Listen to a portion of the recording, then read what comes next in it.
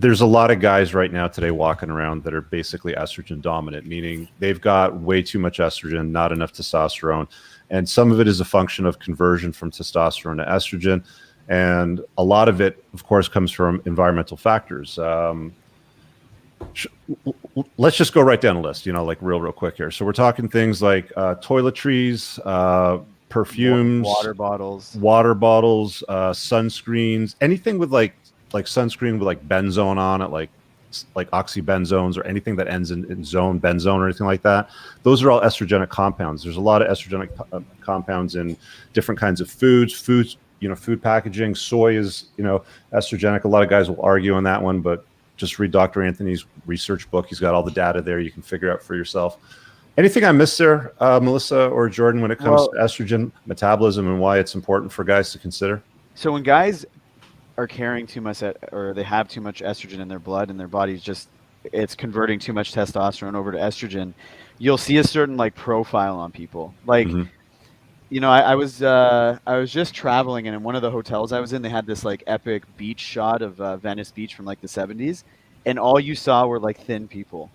Yeah. And now what you see is, even in younger boys, these sort of man boobs or gynecomastia produce. Gynecomastia, yeah. If you're pear-shaped, you have too much estrogen. And yeah. I think the big picture here as well is eliminating your environmental exposure to estrogen. We have control over some aspects and we don't have control over others. Mm-hmm. But something that we have huge control over is our body fat percentage. And we see what ends up happening is with a high body fat percentage, even DHT gets converted in aromatase over to estrogen. So I think a huge consideration, I can't wait to talk about DIM, also calcium or calcium D-glucarate. So your alpha CDG product is also a great estrogen metabolizer. But for any of the men on the call right now, if you know if your body fat isn't optimal, if you carry fat in your thighs and you carry, fat in your midsection, Mm-hmm. thighs and lower body, you want to start affecting that too. So that's something that we have control over. And DIM, and I'm not going to try to pronounce dinadolphimethyl. I'm totally pronouncing. No, it's dimethyltryptophan. That's something different, but yeah. Thank you. No, that's DMT, but yeah. Yeah, DIM itself is something that my TRT doctor recommended to me years ago when I first started. It did effectively lower my estrogen panel, mm-hmm. along with a few other supplements that I've got here as well. It's a useful product. It does work. Can you talk about specifically why, Melissa? Yeah, absolutely. So one of the main mechanisms when it comes to DIM is it helps to maintain a really good ratio of what we consider sort of your beneficial or good estrogen and lowering some of your bad estrogen. So it's your 2-hydroxy and your 16-hydroxy estrogen that it creates a beneficial balance between that. What's really great is DIM, you can find it in cruciferous vegetables, so your cauliflower and your broccoli, but you're not going to get enough. Yeah, absolutely. So, including some of these foods is great, but we're talking about a potent dose of zinc, of DIM. And something that we've done a little bit differently that have available in your line is we've done a DIM that's suspended in a liquid. So specifically an MCT oil and vitamin E solution. So there's certain nutrients that are really difficult to absorb, and we've touched on some of that. And DIM's definitely one of them. It's this weird crystalline structure. So what's happened here is with the suspension of the MCT oil and the vitamin E, you're getting a really absorbable DIM. So you're seeing it at 100 milligrams. And the reason that you're able to take just that 100 milligrams and have it go further is, of course, you're getting better bioavailability. So that's just, fancy terminology for your body's ability to absorb it.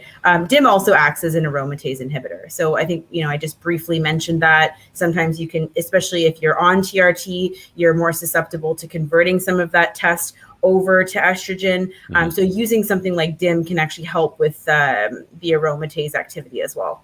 Yeah, because I think what most people don't realize, and I'm sure there's going to be somebody here who's higher level of biology than I have, but you don't actually produce estrogen, you produce testosterone, and it converts into estrogen. Right. So a lot of guys who take TRT or do these hyper dosages, you can even see in Phil Heath recently, he's starting to get a little bit of the man boobs because he's taking all this testosterone and it's still converting into too much estrogen.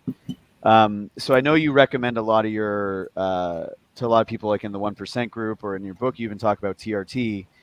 And Melissa, maybe you can talk about this because I know you worked with a lot of bodybuilders, but especially if you're on TRT, the doctors I know that prescribe it, they go a little bit higher with DIM than somebody who might not be on TRT. So they might go up to like 3 or 4 capsules a day if you're supplementing with testosterone, versus maybe 1 or 2 capsules a day if somebody's not taking TRT. Yeah, and I'll say this like from my own experience, because I mean, when you go on therapeutic dosages of testosterone, you will make more estrogen, like it will go up.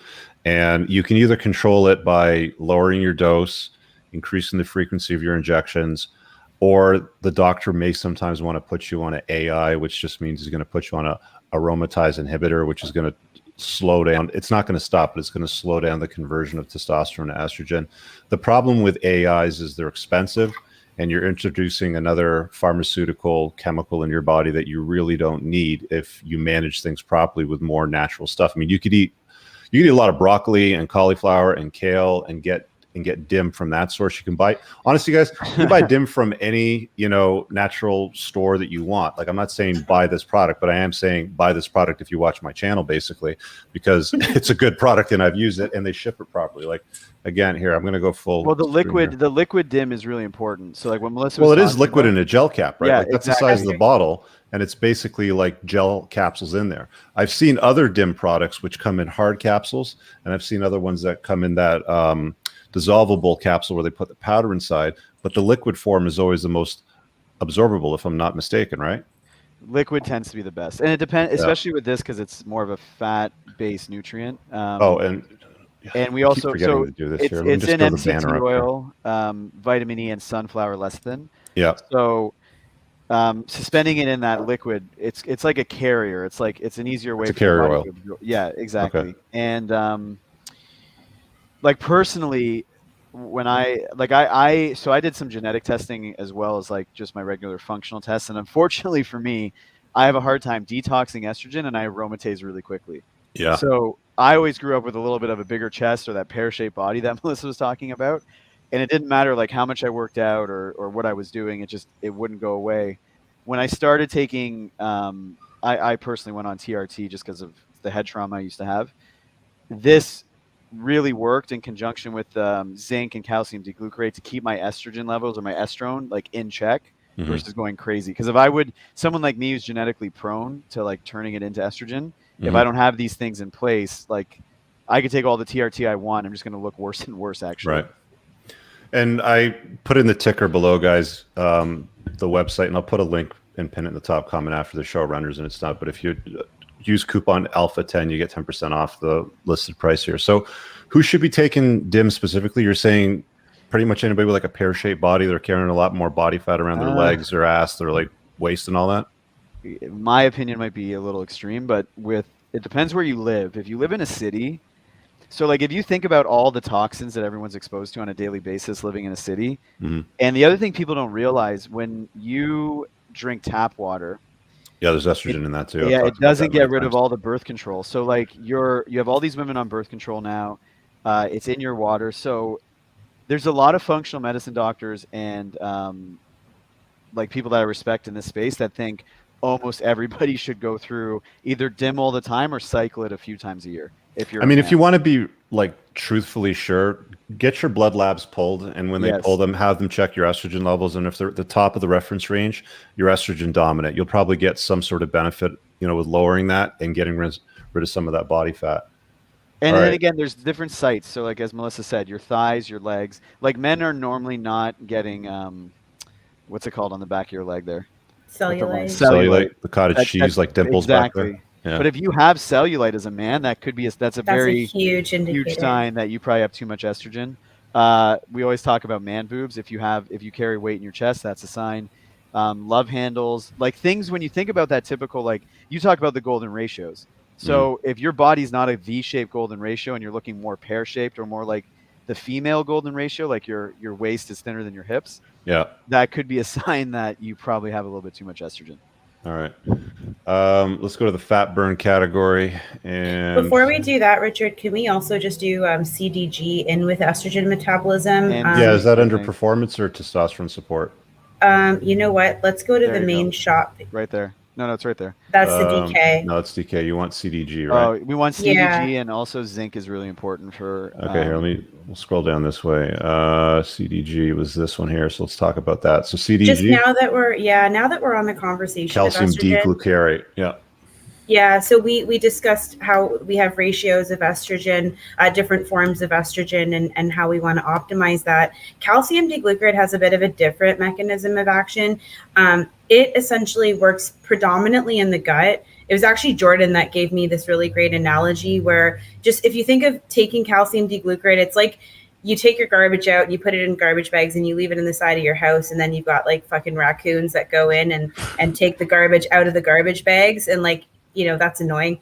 Then you got to go and clean it back up again. So unfortunately, what ends up happening is for some of us, we can properly remove the estrogen. However, if we have gut issues, we're having those toxins reabsorb, and we're getting ourselves into a world of hurt because we're working in the gut level here with this CDG. So by adding the additional calcium D-glucarate, and essentially it's working in the GI tract. Calcium D-glucarate is metabolized into 3 different compounds.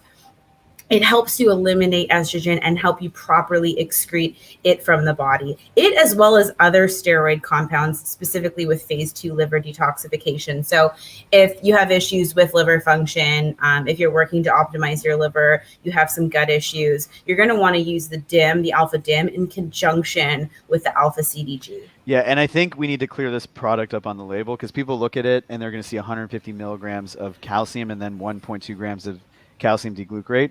So there's only, in 2 capsules, there's actually only 150 milligrams of calcium, like when you think of the mineral calcium. That's majority calcium D-glucarate, and with that you're getting 600 milligrams per capsule, or 1.2 grams for 2 caps.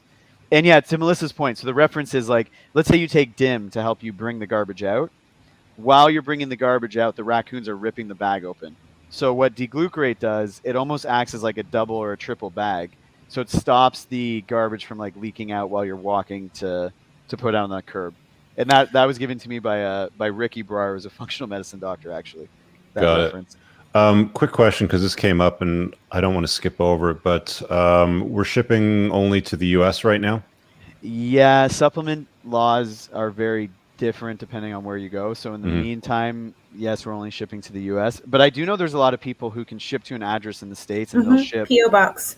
Yeah, they'll ship to South America. Like we have people that we know who are in Colombia or elsewhere that will ship to Florida, and then from Florida it gets shipped out. Yeah, we talked about, expanding this to Canada and different places in the world later on. I mean, this is more of just okay, let's get this started, let's get it tested and make sure that, the product's loved and the shipping works and everything like that. So let me put this back up in the stream. And apparently Argentina is a fun place to be, though.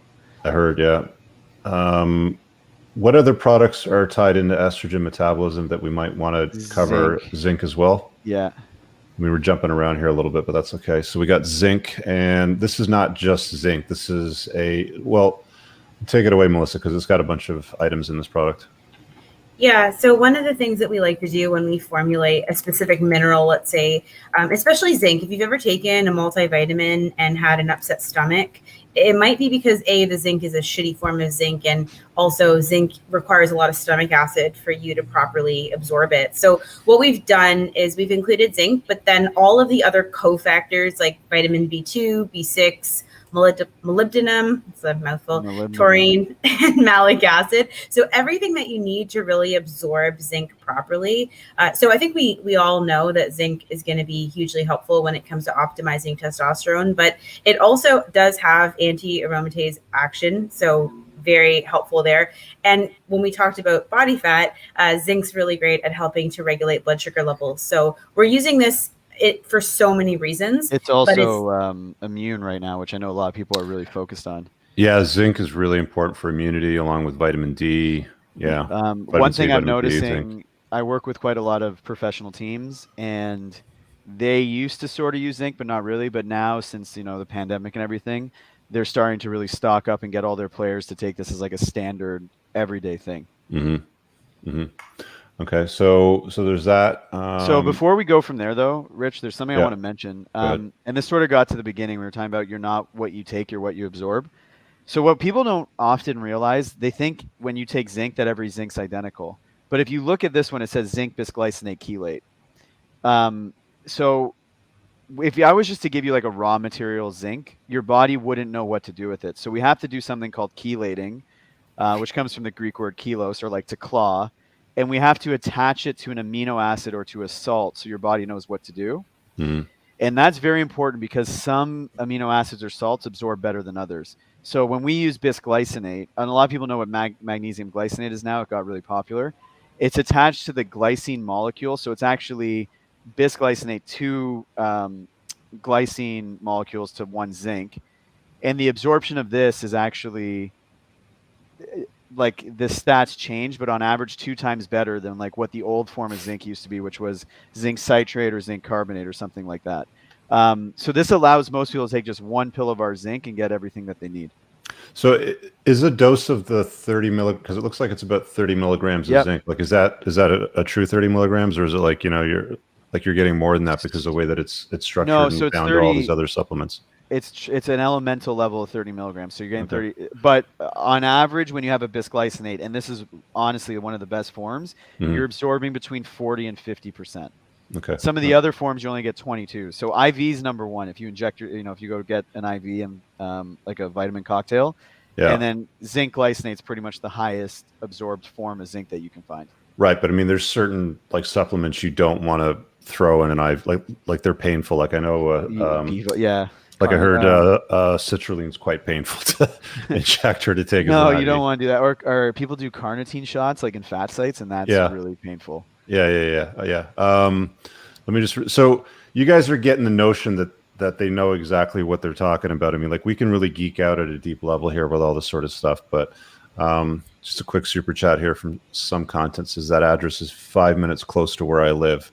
And he's up on a 720. Good choice of car, my friend. 5 minutes with any car or that car? Yeah, no, I guess he's talking about the address here. I know. I'm saying, but with his car, maybe it's only 3 minutes away. All right, let me go back here. And so here I'm going to try to stick with the category. So let's deal with the burn product, which is a fat burner. And I'm going to try to zoom in on this a little bit more. So there we go. So you can see it on the full screen. So talk about all of these ingredients on the Alpha Burn product, and that's the size of the bottle there. It's a much larger bottle. So we're talking 3 capsules per serving. Yeah, 3 capsules per serving is for most people. And then that bottle is actually a 2-month supply at that. Okay. This is your fat loss multi. It's basically a multivitamin. Is that what it is? It's formulated as a multivitamin that's going to help to support insulin sensitivity and glucose metabolism. So especially when we're dealing with excess body fat, we can start to intervene from a nutritional perspective by obviously, upping protein, trying to either cycle or reduce carbohydrates. And what this product is doing is it's helping you break down and metabolize your carbs, and it's improving your insulin sensitivity.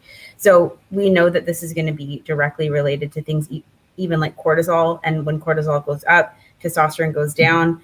So this is a product that's going to help in so many aspects, but first and foremost, helping you metabolize carbs, improve insulin sensitivity, and help with fat loss. And one thing to mention, and my mentor Charles Poliquin taught me this one, if you are insulin resistant as a man, you're actually going to end up having less testosterone and more estrogen. So, one of the ways you could do everything else, TRT, take the estrogen detoxifiers, but if you improve your insulin sensitivity, which means how sensitive you are to insulin, if you're insulin resistant, you're on the path to being diabetic. And I just read a stat somewhere. I think it's something like 80% of people in North America now are leaning towards insulin resistance, which I know sounds extreme, but most people. It was Paul Saladino's book, I believe. Yeah, I think it's in Paul Saladino's book. Yeah. So taking this actually also plays into the whole testosterone picture that we were talking about, because if you improve your insulin, and that's why a lot of people go keto and their testosterone goes up, or go carnivore and their testosterone goes up, is they're improving their insulin resistance or sensitivity.